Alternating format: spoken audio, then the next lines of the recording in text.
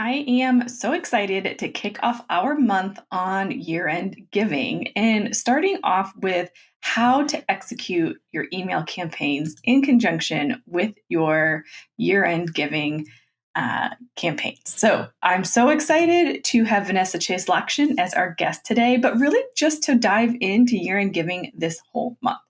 I know it's only September and it might seem like year end is far away, but the more we can put in place now, the better off we're going to be as we get into that busy season. I want you to have as much pulled together and planned as possible so that when it comes time to execute, you can focus on those one-on-one calls, you can focus on those meetings, you can focus on those gifts, and know that you've got a lot of things running in the background. And one of those things is email. Vanessa Chase Lockshin is a fundraising consultant specializing in digital fundraising and storytelling. She's the author of The Storytelling Nonprofit, a practical guide to telling stories that raise money and awareness, and the creator of an immersive online training program for nonprofit professionals. Vanessa has helped clients raise millions of dollars, including helping Variety BC build an email program from the ground up that raised over $2 million in 3 years. Vanessa's fundraising career started at the University of British Columbia, her alma mater. Her clients have included Barnard College, Meals on Wheels, Association of America, Girl Scouts of the USA, British Columbia Children's Hospital, Senior Medicare Patrol, the Dixon Transition Society, Zanesville Museum of Art, Win Without War, and OpenMedia. I'm so excited to have her here to really talk you through the tactical side of email. How many emails should you be sending? When should you be sending them? How should you be kind of working your email list to get the most bang for your buck when it comes to your email campaigns? So I hope you'll join me for this episode. I know you're going to love it. Before we jump into it, it's a new month. It's time for a new freebie. And this time is your year-end giving checklist. It has a list of the things to consider and to start to put in place now and after someone makes a donation so that you're ready to go, so that you can have all your ducks in a row and all the pieces to the puzzle ready to launch when you are. It'll make sure you don't forget a single piece of what you might need to put together in order to make sure you can have the most successful campaign possible. So head on over to thefirstclick.net/resources to grab our checklist for your year-end giving campaign. For now, let's get into the episode. You're listening to the Digital Marketing Therapy Podcast. I'm your host, Sammy Bedell-Mulhern. Each month, we dive deep into a digital marketing or fundraising strategy that you can implement in your organization. Each week, you'll hear from guest experts, nonprofits, and myself on best practices, tips, and resources to help you raise more money online and reach your organizational goals. Hey friends, please join me in welcoming Vanessa Chase Lockshin to the podcast. Again, Vanessa, thanks for coming back. Thanks for having me. I'm excited to be back. Yeah, it's been a bit, but I am always excited to have conversations with you about email because it's both of our favorite topics in the world. So I know it's going to be a great conversation. But before we kind of jump into what we're here to talk about today, just kind of refresh our audience. Why is email just your jam, and why do you think it's such an important part of an organization's, marketing strategy? Yeah, I mean, there's so many reasons why it's my jam, but I would say number one is that it's the most effective digital direct response marketing channel that we have. It is by far the best way to get in front of your audience, and it's a list that you own. Unlike all the platforms where you're competing with algorithms, having to run ads, email is something you have, I would say, much more control over. Of course, we're all at the mercy of inbox service providers like Google and Yahoo these days, but on the whole, I think it is definitely better for organizations. Yeah. Oh, totally. So especially going into year-end campaigns, I know it's September when this podcast is going live and we might not be ready to think about year-end campaigns, but why is now the time to kind of get things in place? Yeah. I feel like it's never too early to start thinking about any campaign, right? Because a lot of what has to happen in order for a campaign to be successful is some degree of messaging and narrative momentum going into it. A lot of times what I see happen for organizations is they just kind of flip the switch on the campaign and they just kind of expect everybody to get on board with what's happening. But a lot of times, like they haven't talked about that programming before, they haven't used that messaging before, and it's all brand new to their audience. And sometimes that can cause them to lose traction that they're hoping to gain in a campaign. In addition to that, there's also the always valuable activity of just stewarding and engaging our donors, right? Like we want them to feel thanked and appreciated after that last gift. So have we done enough of that to adequately prepare them for the next ask and the next one after that?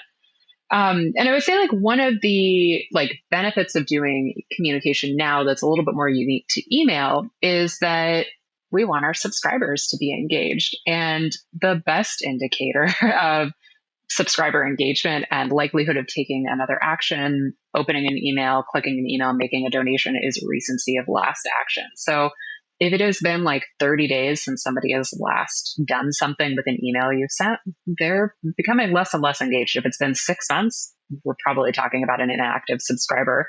So if it's been a while since you've been communicating more regularly and giving people opportunities to be engaged with your emails, now is the time to queue that up so that you're ready to send more emails for Giving Tuesday and year end. So if I'm understanding you correctly, if you've been maybe sending out a regular email newsletter or some regular communication or stewardship piece, keep doing that until you're ready for the campaign. Otherwise, now is a great opportunity to also maybe do a re-engagement email campaign in September to re-engage with folks before they start getting kind of campaign emails. Yeah, absolutely. And I would say like one thing that I run into a lot with clients is the tendency to under email or underestimate how many emails they could send potentially. I feel like I regularly like hear from people in workshops where they tell me like they send once a quarter an email and they're like afraid to send something more because what if people don't like getting too many emails and things like that. Those concerns are all super valid. I hear that, like, I think about like the amount of text messages people are getting right now and like campaign season and everything. Like everybody is definitely experiencing a high volume communication. However, I would encourage you to just think about your own inbox, like your personal inbox. What did you even get in there yesterday? What did you get in there a week ago? Like we are not tracking information from external senders, external senders nearly as closely as as we think our subscribers and donors are. Mm-hmm. I'm sure we would like them to be like paying that close attention to us, but they're just not. And it's because we're just all dealing with this huge volume of external communications in our lives these days.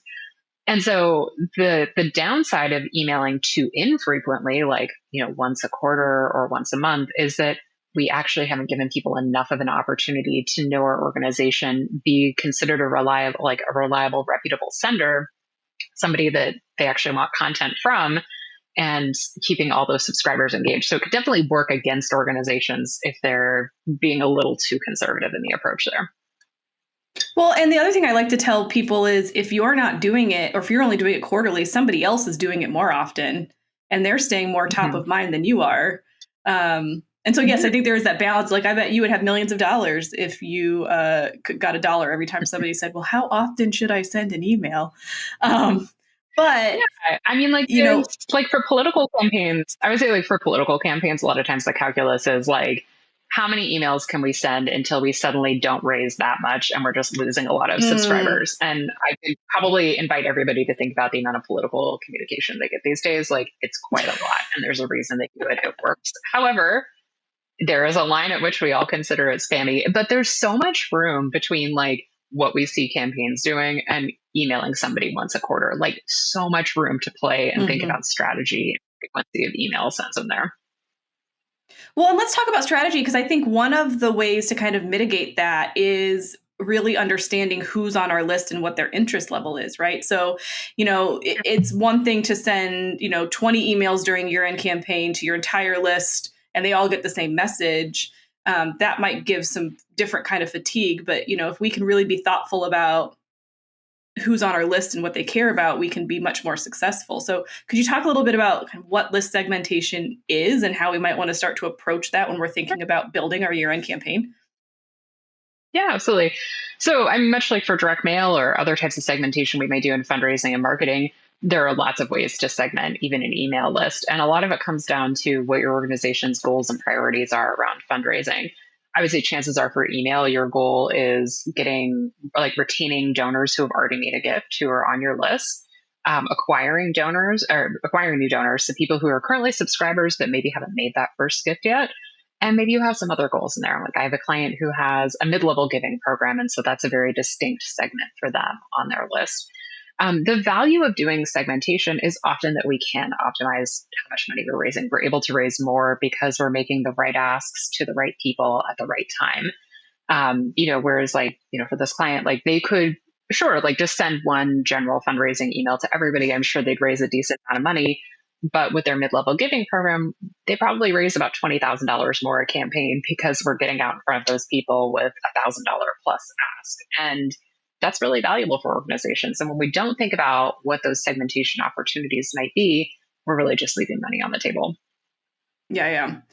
And I think that sometimes that feels overwhelming to folks, but it's not really like creating brand new emails. It's kind of tweaking, like maybe taking the core emails and kind of tweaking it a couple sentences here and there for your audience, right? It's not like you have to create brand new campaigns for like 3 different segments. Yeah. And I was just having this conversation with somebody yesterday where we were talking about segmentation and emails. And I like to think about it kind of a little bit more like horizontally, where we have the emails that we know we want to send at certain times in a campaign. And then it's a question of, well, who actually needs to get this email? And then what version of this email do they need to get, rather than here's all these segments and all these different emails we need to send to them. It's easier to think about like the emails themselves first as kind of being like a strategic point, and also like you want consistency across all of those emails. Like you don't need to be sending something radically different to a donor who's giving $100 one-time gift versus somebody who's giving $500.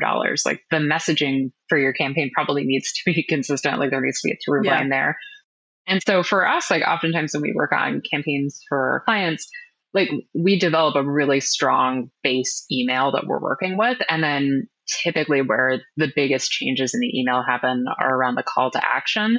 And then also the donation page. Like we might be sending certain segments to a donation page with a very customized gift array. Yeah.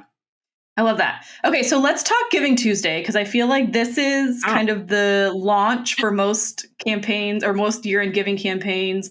And, you might have your opinion, you as a listener, about Giving Tuesday and how it works or doesn't work for your organization. But it is a loud and noisy day. So could you kind of walk us through like a strategy of what a cadence might look like leading up to Giving Tuesday and how many emails we might want to kind of think about on that day itself? Yeah, well, I want to get to that, but I want to say the number one tip I actually have for people about thinking about being more successful on Giving Tuesday isn't necessarily about the frequency. It's about having a compelling message that is not just, it's Giving Tuesday, make your donation. And I think we all know that on some level, but I want to remind people, because I do see those emails every year where like that is the central, essential message coming through the email. And like, that's just not enough for me to be compelled to make that donation. And I think the same thing too with like the subject lines, right? Like everybody is sending a subject line with something about Giving Tuesday. Like where can we actually send something that's like emotionally compelling, interesting, it's going to capture people's attention in a much more like impact oriented way? Because ultimately that is like why people want to make that donation. They want to make a difference. So that's my soapbox about messaging on Giving Tuesday. That's so good. No. Let's talk about the frequency though. So I think like in terms of the frequency of like Giving Tuesday itself, like one email, sure. Like we can definitely send one email and like make it happen and get that campaign out the door. For most of my clients, we're often sending 2 to 3 emails on the day itself. And there might be segment versions of that. So there's kind of like a morning email and typically like 2 a little bit later in the day. Interestingly, the last like 2 years that we've done Giving Tuesday campaigns, our like early evening emails are outperforming the morning emails. I don't know what it is about our like current habits around email, but yeah, I've been like surprised that often email sends that we do at like 6 p.m., 7 p.m. at night on Giving Tuesday are outperforming. But anyways, that's like a random data point. Well, it's a good thing to but test. I would definitely recommend, yeah. I definitely recommend sending multiple emails. I think the thing that a lot of organizations kind of grapple with too in the days leading up to Giving Tuesday, like that week before, is like, well, we can send people cultivation emails saying like Giving Tuesday is coming. Like, should we make an ask? Should we get out there ahead of people and like put a donate button in our email or like put a call to action in there? I was like, you might as well, right? Like, you're going to tell people about this campaign. Like, you're going to get some early action takers, probably not the bulk of your audience, which is fine. But you might as well, like, if you're going to take some time, like email airtime to talk to people about a giving opportunity, like make it easy for people who want to participate to just like do the thing right away. But Yeah. yeah, I would tee up your campaign though, and just think about like, a week or two out, like what is it that you want to be talking about on Giving Tuesday? And this Mm, is really about like the messaging that you want to get out there. It's like, what is the problem that your organization is currently fundraising money for to solve? And why is that problem a problem? And can we get people thinking about that again and thinking about like the impact of this problem and also like the impact the organization's solution can have on solving it and people's lives and all of that. So, thinking about like, can we tell some stories around that? Can we get people engaged in what we want them to be thinking about and get them intrigued by like what the possibilities are and what our organization's positive vision for the mhm. future can be? I think that those are good types of Right. emails to send leading into campaigns just to make sure people kind of like maybe have some baseline of what we're going to talk about. The day itself, like sending 2 to 3 emails is a great plan. And you can even think about doing some follow up afterwards in the weeks after. We had a client last year who ran a like 4-day matching gift that started on Giving Tuesday and ended on the Friday after it. That Friday, we raised, I think, about 6 times the amount of money we raised on Giving Tuesday. And I'm very sure it's because nobody was out there sending emails.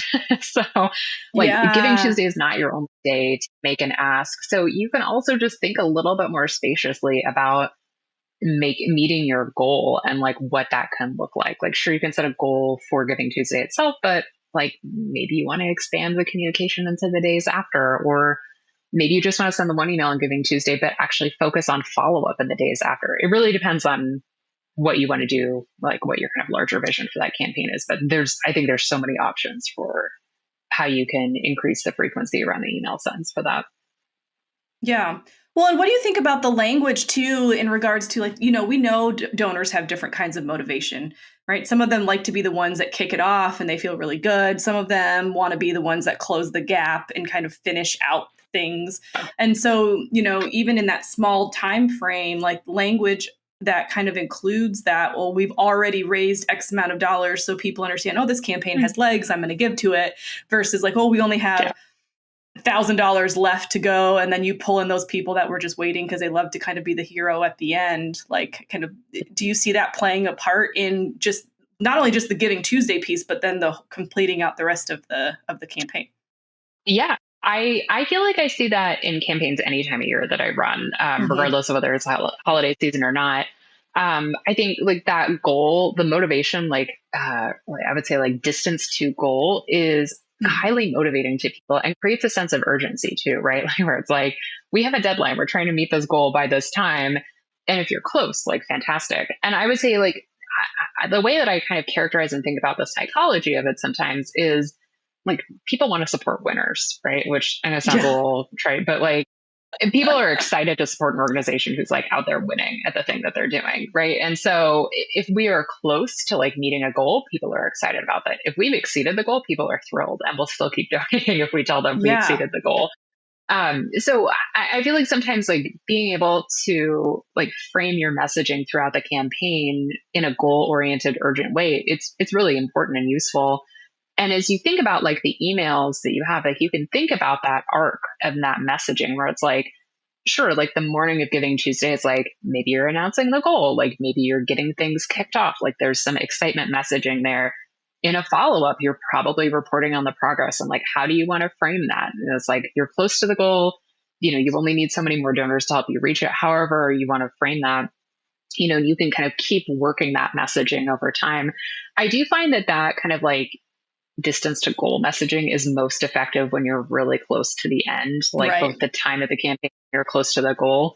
So I think you kind of have to be strategic about like when you pull that out in emails, but it does work really well.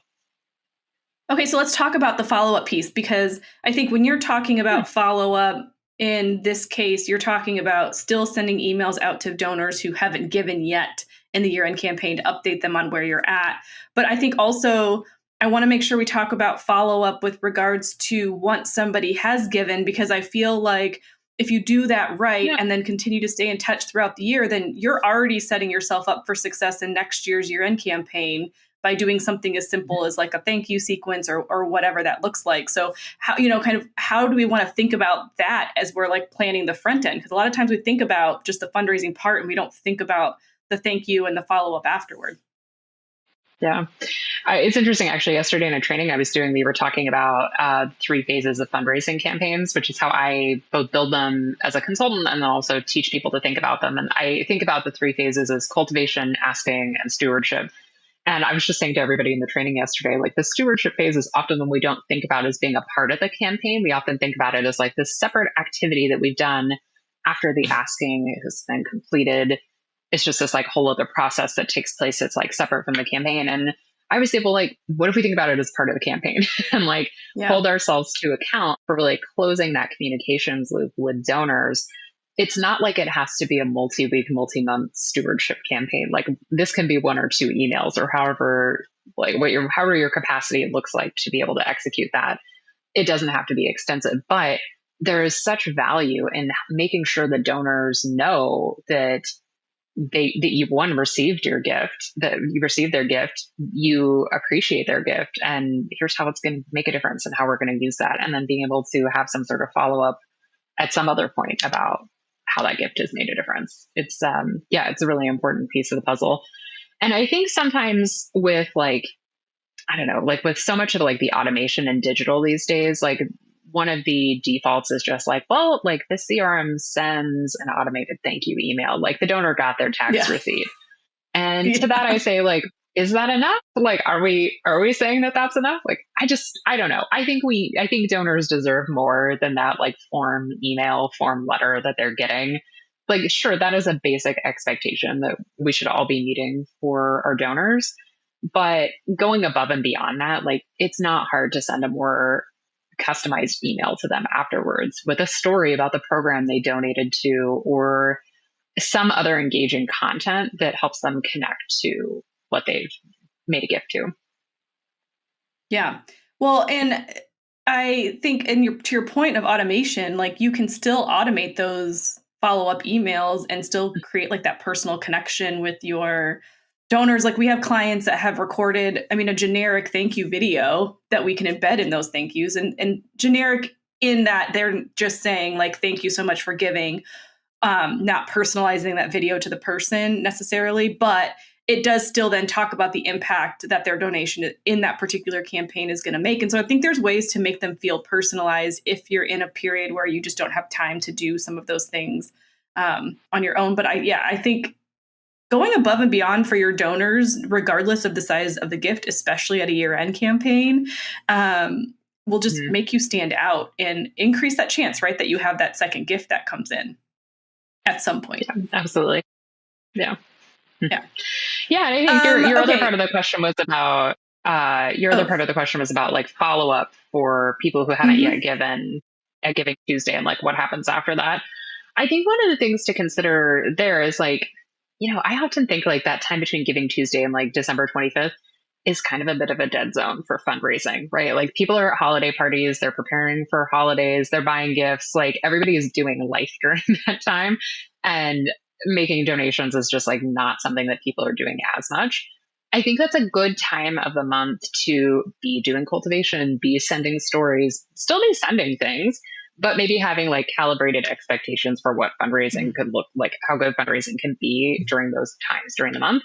And then really focus strategically on like December 26th through December 31st. Like those are often the key dates we want to be able to send out emails. And that at the end of the month, right? Like, some people are going to be compelled by it's the tax year deadline, like make your tax receipt, tax deductible donation. Like that will be a message that will compel a lot of people. But also just think about like the other types of motivation people have for giving. And it's like, what did you speak to in the Giving Tuesday campaign that you maybe missed? Or is there another program that is really popular, but maybe you didn't talk about during Giving Tuesday? And maybe this would get some donors to be excited about making their gift. I also, at the end of the year, really love to send some sort of like personal email from the executive director, kind of casting a vision for the next year and being excited Yeah. about what's going to happen next, and really giving donors an opportunity to buy into a positive, optimistic version of like what the future can look like with their support. And that's often an email that like sits pretty well with people, especially like reminding them that like, we want to be prepared for the new year and like the tax year's deadline is here and all of that. But that can also just be a really great email to send to people where you can kind of weave in contextually like what else is happening around the issue areas that you're working on and trends that are emerging in the community and things like that. Yeah. That's a really good point because it also kind of reinforces the money that's coming in and where it's going and how it's going to impact the organization. So kind of piggybacking then on the question that I asked about Giving Tuesday, like kind of what does that cadence look like then from the 26th through kind of the end of the year? Like how many emails are you kind of prepping and setting the stage with for those few days? Yeah. Probably the best thing I can do is give you a concrete example from one of our clients last year. I would say have like a like mid-size email list for a nonprofit. There's about 15,000 subscribers. We ran a Giving Tuesday campaign. And then from about like the Friday after Giving Tuesday until Christmas, December 25th, we sent, I think, 3 emails during that time. And one of them was like a stewardship follow up to all donors who had made a gift in that calendar year. The other 2 were, I would say, much more like story driven with a very soft fundraising ask towards the bottom. Definitely not like as hard hitting as the Giving Tuesday emails that we had sent. And then for those last couple of days of the year, I believe we sent an email every single day from the 26th to the 31st and 2 emails on the 31st. Was that a lot of emails? I don't like, I look at like what other organizations do whose email lists I'm on. And there was one who sent me 5 emails on the 31st, which definitely caught my attention because that seemed like quite a few.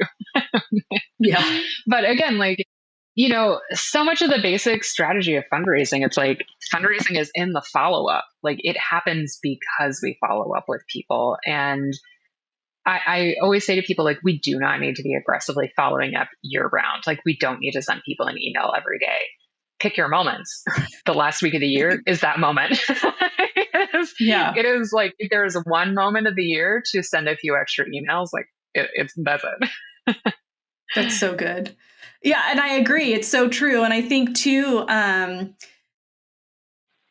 think the hard part is like people are on vacation and they're out of town and your staff is taxed and they want to spend time with their family and friends on holiday and all that good stuff. So I think like prepping now and getting those things pulled together and having kind of 3 or 4 different emails that you can have keyed up for different scenarios of like, okay, maybe you have 2 or 3 versions of your email, and maybe you do this differently, but that are like, okay, we've hit our goal or we've exceeded our goal, or not just different versions of your email, but like different sentences that you can insert into email so that you can prep as much now. Like that's the beauty of starting to get things done in September is you can get as much kind of pulled together as possible so that it doesn't tax you so much on time when you're saying, well, how the heck am I going to spend or send 8 emails in 5 days? Like, we're on vacation. It's Christmas time. So like prep now and get them all kind of started.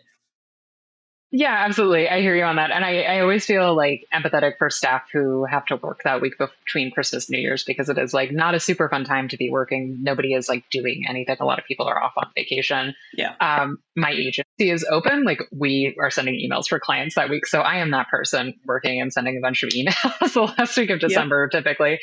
I would say the other thing too to consider is like not only can you like write emails now and think about like just getting things prepped ahead of time, which is which is very possible with email. I think also you don't always have to reinvent the wheel. Like if you're feeling daunted by having to send more emails than you have in the past, look at what you did last year. I guarantee you probably had one email that was a winner in December that raised more money than all the other emails. And you can send that email again. You can make some tweaks to it. You can modify it. You could just steal the subject line from that email. Like there's so much about that, like the reusing strategy of email content that works extremely well. I always laugh because in November, every single year, I always remind people in my newsletter list that one of the best things you can do is send what we call like a kicker of one of your emails that worked really well. So just like send it later in that day or the next day. And I always tell people, like, don't change the subject line. Don't add anything new to the email. Like, you are just resending it the same thing. And like, typically our clients will get an additional, 5 to 15% of conversion rate against the original conversion rate on the email. So it will continue to raise money. And I always get people who are like, so I don't need to change anything? I'm like, yes, you don't need to change anything. Just try sending it. And I always get Yeah. people who come back will be like, that worked. We raised more money. And I'm like, yeah, exactly. No, nobody saw 100% of your emails the first time you sent it. And so No. if you are thinking about just sending more frequently, like, you can be strategic in resending things or repurposing things that you've done before that have worked really well. And I think it's a good idea for everybody, like whether you're a small team or a large team. Like, we do not need to be in the business of creating like a bananas level amount of email content. We just don't need to be. So we have so much created already that we could work with and rework. Yeah. Well, I love that. And it's such a good tip too, because I think in all things in marketing, we always feel like everybody sees everything, and we know that that's just not the case. And repurposing is amazing. So I love that. And you have like a cool email cohort. Wow, that was a hard word to say. Coming up. So would you mind kind of sharing a little bit about that and how people can get in touch with you? Yeah, absolutely. So one of the things I care the most about with email and the organizations we work with on email is really building email programs that build relationships and tell great stories. It's something that I've always been passionate about as a digital fundraiser. And so one of the things I like to do is take what we do in our email agency for clients, which can cost quite a bit of money, and make it much more accessible to people. And so earlier this year in the summer, we ran a summer cohort of our storytelling intensive, where we met 4 times together in our small group and worked on things like messaging, campaign narrative, campaign stories, and actual appeal writing. And it's a really great way for organizations to get organized and have consulting level support without the enormous price tag. So if you want some accountability and some help just getting yourself organized and really building a strong campaign that's rooted in great messages and great storytelling, the Story Intensive would be super helpful for you. Yeah, I love that. And it's going to be amazing. And if you want to know, like I mentioned in the intro, a little bit more about Vanessa and her philosophy on storytelling and campaigns, we did another episode on that. Oh my gosh, we just realized it was like 3 years ago, almost 3 years ago, which is crazy. Yeah. But the content is still really good and relevant. So we'll link that up in the show notes, as well as the link to learn more about the program she's running. So you can check all that out at thefirstclick.net/273.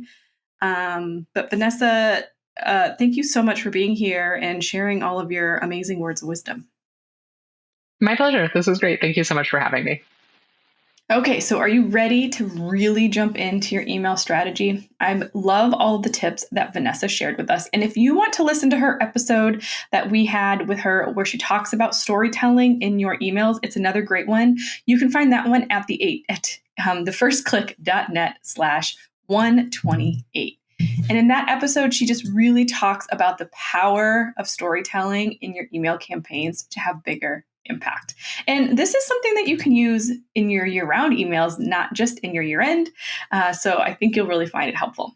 You can find the show notes and resources for this episode at thefirstclick.net/273. For now, thank you so much for listening. Please make sure you subscribe where you listen, hit that notification bell so that you don't miss out on an episode. We're here wherever you stream your podcast and also on YouTube at Digital Marketing Therapy. Again, thank you so much. I appreciate you, and I can't wait to see you in the next one.